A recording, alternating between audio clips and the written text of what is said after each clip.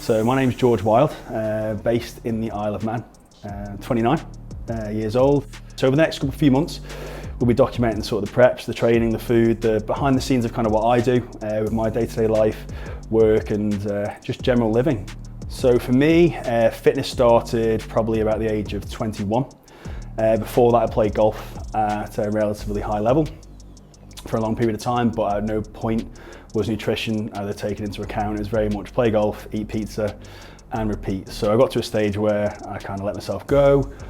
Probably reached about 16, 17 stone of pizza. There was no weight training. It was just, like I say, just food and overindulging, I suppose. We hit that age, 18 to 21, and that's where food took over and activity suffered. So from there, kind of got myself into the gym. To begin with, it was more so things like, I was very uneducated. It was do cardio and eat no carbs, and that's how you lost weight and do whatever. So we did that for a couple of years on and off, gained, lost, learnt, yo-yo, did the bits until I then started to train with a good friend of mine who I played golf with, who kind of showed me the ropes. He was a bodybuilder himself, and we went from there. So started to pick up knowledge along the way. Sort of 2015, so the lead up to 2015, probably been training for 2 to 3 years by then.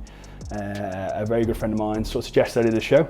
For me, this seemed a crazy idea for someone who was a little chubby kid. The idea of taking my t-shirt off and being in front of thousands of people was something that was well out of my comfort zone. But I trained now for a year or so quite seriously, taking it quite seriously, but with no end goal. So for me, I thought, why not? And I jumped in. So I did 2015, I did Body Power.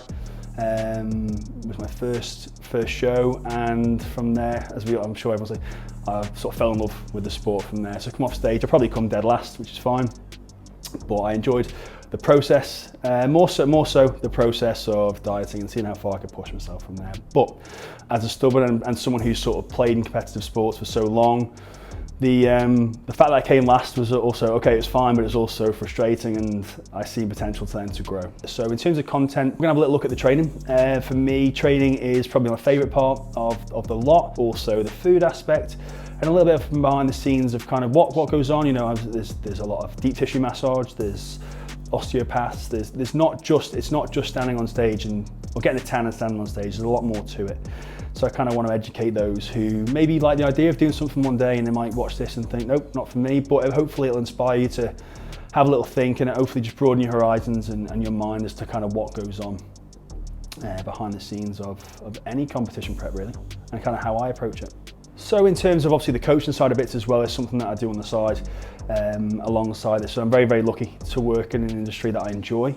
It's nice for me and it's a pleasure for me to see my clients go on their journeys as well. So it's cool. We all work together. They're going to watch now, witness hopefully my journey kind of going forward, and alongside that it might hopefully inspire them to go along. And to be honest, vice versa, when I see these guys going from where they are now to somewhere they thought they'd never ever be, I take huge pride in the journey, and I take a lot of inspiration from that too. So hopefully all together, and you guys included, can take something from it as well. And we'll try and get some footage of that, you know, working with behind the scenes, getting transformations. A lot of my work is sort of transformational.